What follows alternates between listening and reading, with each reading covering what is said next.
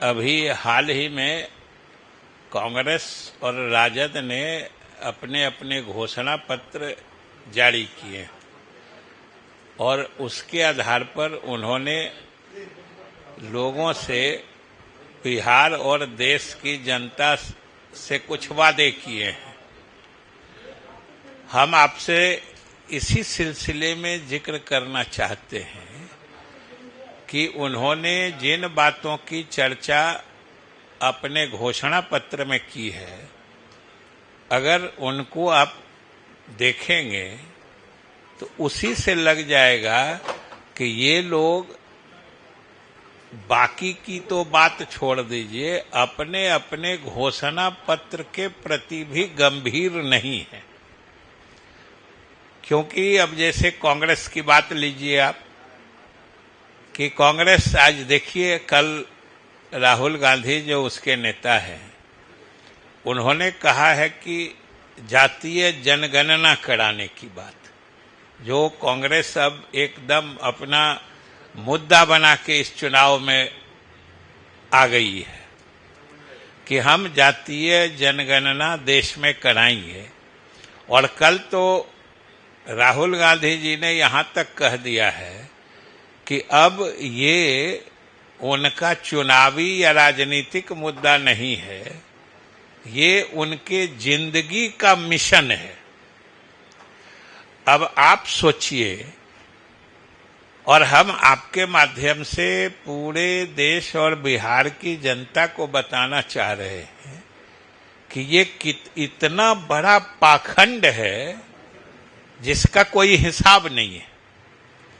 इससे बड़ा पाखंड नहीं हो सकता है और लोगों को भ्रमित करने वाली बात नहीं हो सकती है, क्योंकि बिहार के लोग जानते हैं और इस पूरे देश की जनता ने देखा है कि पूरे देश में जातीय गणना मुख्यमंत्री जी, हमारे नेता नीतीश कुमार जी तो चाहते थे कि पूरे देश में ही जातीय जनगणना हो, और इसके लिए उनके नेतृत्व में दो बार बिहार की विधायिका ने सर्वसम्मत प्रस्ताव पारित करके केंद्र सरकार को भेजा था।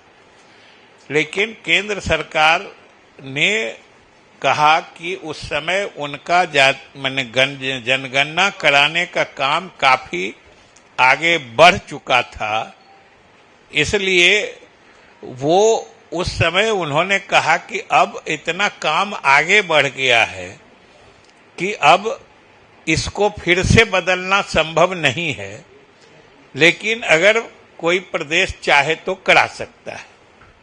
और उसके आधार पर मुख्यमंत्री जी के नेतृत्व में बिहार सरकार ने फैसला लिया कि हम अपने ही संसाधनों से जातीय जनगणना तो कराना केंद्र का काम है, हम लोग जातीय गणना कराएंगे। और उसके लिए सारी व्यवस्था की गई बिहार सरकार के द्वारा, मुख्यमंत्री नीतीश कुमार जी के द्वारा, और इतनी सफलता से यह कार्य संपन्न किया गया कि पूरे देश ने देखा और सभी लोग अचंभित थे कि भाई इतनी सहजता से और इतने ठोस तरीके से बिहार सरकार ने जातीय गणना कराई और उसके नतीजे भी सार्वजनिक किए कि सब लोगों ने देखा है। और सिर्फ आंकड़े ही नहीं प्रकाशित किए, उन आंकड़ों के आधार पर आबादी का जो प्रतिशत समाज के जिस वर्ग के लोगों का था, उस अनुपात में अलग अलग सामाजिक वर्गों के लिए जो आरक्षण सीमाएं पहले से थी निर्धारित, उसको भी बिहार सरकार ने बढ़ाने का काम किया कि पिछड़ा वर्ग के लिए जो 12% था वो 18% हो गया, जो अति पिछड़ा के लिए 18% था वो 25% हो गया। ऐसे ही जो अनुसूचित जातियों के लिए जो 14 से 16% था वो 20% हो गया। अनुसूचित जनजाति के लिए जो 1% था वो 2% हो गया। और यही नहीं, इसके अलावा सभी जातियों के गरीब परिवारों की भी पहचान की गई, जिसमें उच्च वर्ग के लोग भी थे, ऊंची जाति के लोग और परिवार भी थे, और उनकी परिवार को, गरीब परिवार को चिन्हित करके उनके आर्थिक उन्नयन के लिए, उनके आर्थिक प्रगति के लिए बिहार सरकार ने मुख्यमंत्री की सोच के मुताबिक अलग योजना बनाई, जो अभी चल रही है, मुख्यमंत्री लघु उद्यमी योजना, जिसके तहत इन गरीब परिवारों को, जिनको जातीय गणना में चिन्हित किया गया है, उनको अलग से 2 लाख रुपए की सहायता दी जा रही है, कुछ रोजगार व्यवसाय करके अपने परिवार की आर्थिक हालत, माली हालत सुधारने के लिए। ये इतना बड़ा ऐतिहासिक काम था, आज तक पूरे देश में, इतिहास में कभी किसी सरकार ने इसको सफलता से नहीं करा पाया था, तो ऐसी सफलता पाई है। और आप आज जातीय गणना या जनगणना की बात करते हैं और बिहार सरकार की उपलब्धि की चर्चा नहीं करते हैं, ये तो भाई सरासर नाइंसाफी है, पहली बात। और दूसरी बात कि पूरे देश के लोगों ने देखा था, जिस समय इंडिया का गठन हुआ था वो भी हमारे मुख्यमंत्री के पहल पर हुआ था, अकेले श्रेय इनको था। और जब उसके कार्यक्रम बन रहे थे, उस समय जब जनता दल यू के तरफ से ये प्रस्ताव दिया गया था कि इंडिया का मुख्य मुद्दा बने जातीय जनगणना देश में कराना, तो इसी राहुल गांधी जी ने ममता बनर्जी के इशारे पर इसको खारिज कर दिया था। ये देश भर के लोग कोई भूला है क्या? ये कौन नहीं जानता है कि इंडिया का पहला मुद्दा जनता दल यू का मानना था कि देश में जातीय जनगणना होनी चाहिए, जिसको राहुल गांधी जी ने ही ममता बनर्जी से मिलकर खारिज कर दिया था। और आज देखिए कितना सीना उनका फट रहा है जातीय जनगणना कराने के लिए। इसीलिए हमने कहा कि ये पाखंड है, मतलब अपने ही वादों के प्रति ये गंभीर हैं, गंभीर नहीं हैं, ये अभी से दिख रहा है। वैसे ही राजद ने जो कहा है, अब सोचिए 1 करोड़ लोगों को नौकरी दे देंगे, कहां से करोड़ लोगों को नौकरी दे देंगे, और क्या क्या इतना बिजली फ्री कर देंगे। और अब तो अभी तक के विभिन्न सरकारों के अनुभव बता रहे हैं कि जहां जहां इस तरह के फ्री बिजली दिए गए हैं, कहीं तो कोई सीमा तक देता है, या जहां भी सीमा तक दिए हैं, उसके अंतिम नतीजे जो अर्थव्यवस्था पर हो या उपलब्धि के हिसाब से हो, वो अच्छे नहीं आ रहे हैं। इसलिए सबसे बड़ी बात है कि इन पार्टियों ने जो आज के बिहार के परिप्रेक्ष्य में कहिए तो महागठबंधन, और देश के कंटेक्स्ट में कहिए तो इंडी गठबंधन, इन लोगों के घोषणा पत्र से ही यह साफ है कि ये लोग बिहार की जनता को गंभीरता से, या देश की जनता के को जो वादा करते हैं उसमें भी गंभीर नहीं रहते हैं। ऐसी ऐसी बातें करते हैं, बातें कुछ करते हैं, और जब कर्म करने की बात आती है तो कुछ करते हैं। आप देखिए जातीय गणना आज कर रहे हैं, लेकिन कल तक क्या हो गया था कांग्रेस को, जो नहीं मुद्दा बना, आज भी चर्चा करते हैं। तो ये नीयत की नाइंसाफी देखिए कि उसमें बिहार सरकार की उपलब्धि की चर्चा नहीं होती। अगर जरा भी ईमानदारी होती तो जो देश में हमारी ऐतिहासिक उपलब्धि है, पहली दफा जातीय गणना कराने की, तो कम से कम इतना तो उनका दिल या जमीर जो कहता है वो उनको कहता, उनको पुकारता कि भाई जरा हिम्मत करके बोल दीजिए कि बिहार ने कराया है, नीतीश कुमार ने कराया है, और अब हम उनके अनुसरण में देश में कराएंगे, अगर आपकी ईमानदारी होती तो। लेकिन ये भी नहीं है। इसलिए हम यही बिहार के लोगों को और देश के लोगों को भी आपके माध्यम से कहना चाहते हैं कि ये लोग जनता के हित के प्रति गंभीर नहीं हैं। जो कह रहे हैं, जो वादे कर रहे हैं, उसके लिए इनके पास कोई नीति कार्यक्रम नहीं है। ये सिर्फ भावनात्मक शोषण करने के लिए कुछ ऐसी बातें कर रहे हैं जो खुद उन्होंने अपने से ही उन बातों का गला घोंटा है।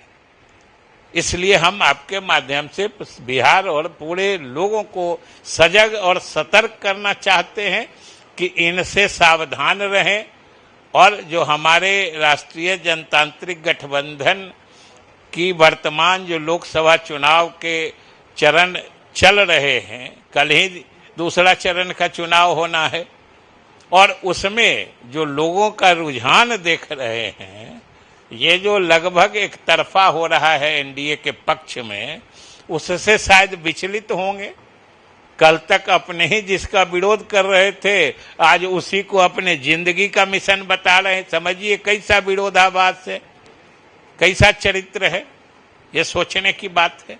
इसलिए हम आपके माध्यम से लोगों से अपील करते हैं कि इनके इस तरीके से मतलब दोहरी बातों के चक्कर में न फंसें और जो उन्होंने मन बनाया है कि एनडीए को पहले से भी अधिक प्रचंड बहुमत से जिताने का, वो उस पर कायम रहे। यही हम आपके माध्यम से कहना चाहते हैं। किधर से बोल रहे हैं? हाँ, 1 करोड़ नौकरी कहाँ से देंगे? तो आपकी अगर गठबंधन की सरकार आती है तो नौकरी आप लोग नहीं देंगे क्या 1 करोड़ नौकरी की बात आपने कही है कि कांग्रेस कहाँ से देगी 1 करोड़ नौकरी? कांग्रेस पहले तो आप ये समझिए कि हमने कांग्रेस का नहीं कहा है। 1 करोड़ नौकरी देने का वादा किसने किया है आपको पता है? हमने कांग्रेस के बारे में तो नहीं कहा है। आप अभी सुन के ही मिक्स कर रहे हैं। आए आप बोलिए।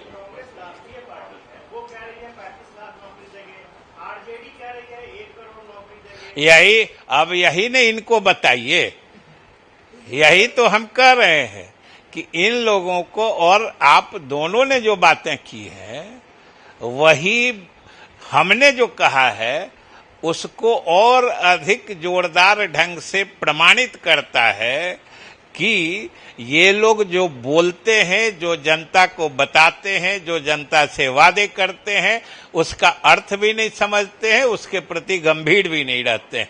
अब समझिए कि आप ही ने कहा है कि भाई कांग्रेस कह रही है 35 लाख नौकरी देंगे और बिहार के नेता कह रहे हैं 1 करोड़ नौकरी देंगे। अब ये बीच का जो 65 लाख का गैप है, अब सोच लीजिए। चलिए, पहले तो ये बता दें कि नीतीश जी ने जातीय जनगणना नहीं कराई है, जातीय गणना कराई है। हाँ, अब बोलिए। हाँ, जहां तक क्रेडिट की बात है, तेजस्वी यादव जी बोलती है हमने जवाब दिया तब जातीय गणना हुआ। आपको अब सुनिए ना, पहले आपको पता है कि बिहार सरकार ने जातीय गणना कराने का फैसला कब लिया था और उस समय सरकार कौन सी थी बिहार में? बताइए। यही आपको मालूम है? अरे भाई, पत्रकार लोग जब इतने गाफिल रहेंगे तब कैसे चलेगा देश के बने बिहार का काम? ये फैसला अब आप समझ लीजिए ना, आप पहले अपने को दुरुस्त कर लीजिए कि ये फैसला तब हुआ था जब एनडीए की सरकार थी। इसलिए न राहुल गांधी न यहाँ राजद क्लेम कर सकता है कि हमारे दबाव पर फैसला हुआ था। सबसे पहली बात है,